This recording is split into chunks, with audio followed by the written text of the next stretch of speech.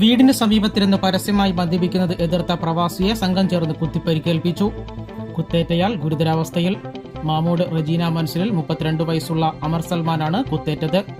ആഴത്തിൽ കുത്തേറ്റ അമർ സൽമാനെ മേവറത്തെ സ്വകാര്യ medical college ആശുപത്രിയിൽ പ്രവേശിപ്പിച്ചു.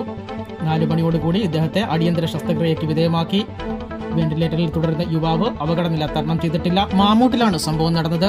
ഗൾഫിലായിരുന്ന അമർ സൽമാൻ അടുത്തിടെയാണ് ലീവിന് നാട്ടിലെത്തിയത്. വീടിന് സമീപം സ്ഥിരമായി ഒരു സംഘം പരസ്യമായി മദ്യപിക്കുകയും അയൽവാസികളെയും മറ്റും ചീത്ത വിളിക്കുന്നതുമെല്ലാം പതിവായിരുന്നു.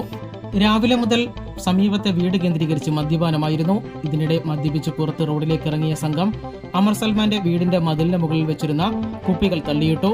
ഇതിനെയും മദ്യപാനത്തെയും അമർ സൽമാൻ ചോദ്യം ചെയ്തതോടെ തർക്കമുണ്ടായി. തുടർന്ന് മടങ്ങിപ്പോയ സംഘം പിന്നീട് തിരിച്ചെത്തുകയും വീട്ടിൽ നിന്നും പുറത്തേക്ക് ഇറങ്ങുമ്പോൾ അമർ സൽമാനെ ആക്രമിക്കുകയുമായിരുന്നു. പിച്ചാത്തിയും കത്താളും ഉപയോഗിച്ചായിരുന്നു ആക്രമണം. വീട്ടുകാർ ബഹളം വെച്ചതോടെയാണ്